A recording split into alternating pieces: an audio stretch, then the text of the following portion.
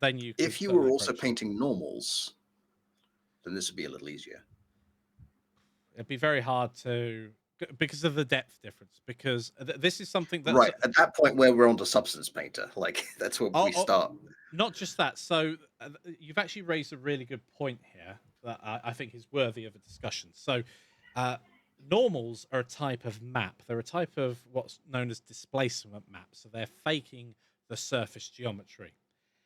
However, a lot of people mess up the distinction between a normal map and a displacement map.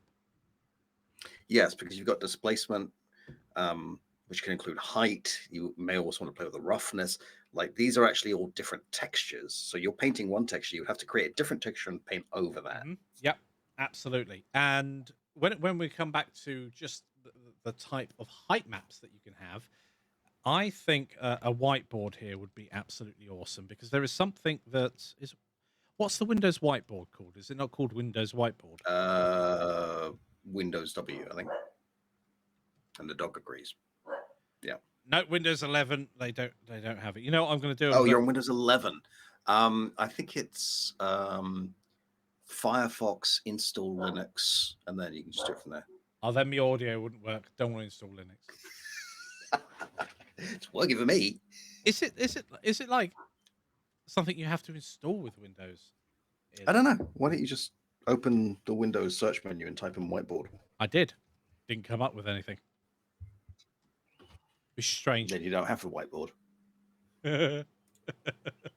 They must have changed the name of it. It's not coming up. Anyway, so with a normal map and a height map are often used sort of interchangeably because it's a type. Yeah, paint. Yeah, why not? Let's use MS Paint. It's not called MS Paint anymore. MS Paint. But let's do it. Or Hey! get a Sharpie and just draw on your camera. I can't write backwards. It's not going to work. So if I grab You can reverse something, the image. if I grab something like this, so we're looking at a side profile of Homer Simpson's head. But if we also do, no, I don't want that there. Let's try and mirror it as best we can, like this, down, up, down. It's height difference is what I want to do here. So something like that. Now, because these are flat surfaces, what you tend to have is like different shades of blue. So on one side, hey, this is cool. On one side, you might have it coming out like this color on this side, like so, because it's a normal map. And if all of these lines are at the same angle, they're all going to be the same color, but none of this information actually represents any height information. And that's really important because a normal map can end up looking the same, but actually not convey what you want what you want it to convey because these. Yeah, because a normal map, from what I understand, is It's just direction. There's no height. Exactly. It's simulating a different direction. So when the light hits it, the light will behave differently. Exactly. But it won't give you any height information, which is something that is Not very, every very programmer easy to can lose. deal with, but yeah. Yes. I mean, what we could do here is let's play with another type of map. I was going to do roughness, but actually we could do. He's going to be going to a like height map. midnight. You watch. So we got another image texture here. Let's plug it in via, and this is why I wasn't going to do it. Let's go, and we're going to add. So we're dragging out of there.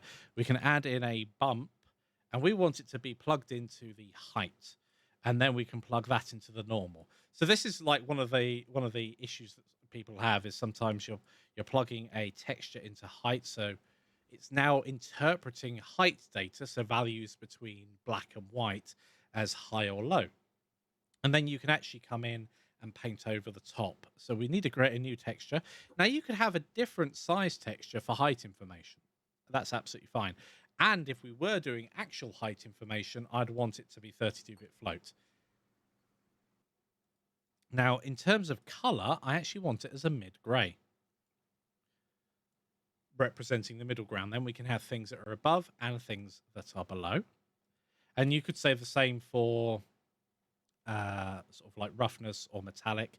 You could actually paint in rivets, for instance, that are shiny and metallic. So we'll just call this This here. is where layers become really helpful, though, because then you can have like Oh no, nails this and isn't. rivets This on isn't. one layer and Yeah, this isn't like layers yet. hinges. No, I know. That's what I'm Yeah. saying. That's when you would want to use it, when you start putting in details like this that you may want to change, but not change all of them. Yes, so if you wanted to paint rivets on top of here, but not over the wood texture we've already done, a layer would be a great example of doing that.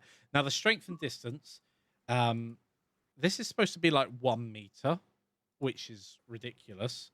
So I often dial that down to like 0.05 or something along those lines. That's pretty high. I mean, I'd say 0.01. But you can play with these things anyway to get Yeah. your desired results. So we've got a texture now called bump.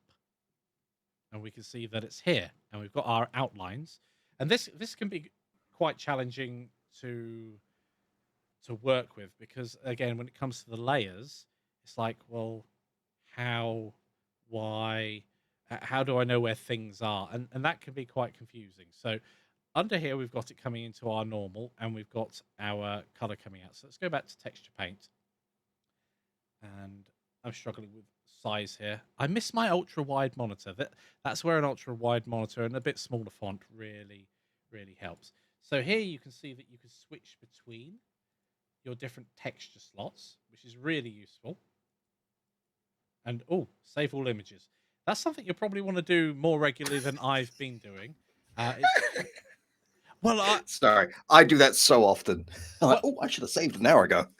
well, the thing is, with this texture workspace, it's actually easy to lose Yep. your work, and I've done it more often than I care to admit. So one thing is on your image over here when you're working on it, image, save it regularly. Alt and S is the shortcut, and I tend to, when I'm working on a model, not always, but I tend to make sure under file, under external data, we're automatically packing resources.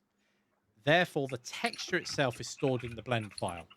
Now, this has the side effect of ballooning your blend file. So if you've got a load of textures that you've downloaded and you've put them on a model, and then suddenly you pack resources, you can end up with a huge blend file that's just repeating information. So that's not always a great thing, but automatically packing files is very useful to do. Now the question is here, can I see both of these at the same time? This is not something I've played with, and often it's a case of using the geometry. So if I had inset here, I'd actually have physical geometry that I could match up with my lines and painting that I've done. So perhaps I've shot myself in the foot by making it so simple at this point in time. What do you think, Jan? I think I should unmute my microphone. I think you can make it work. So we've got. I believe in you. Go back to material.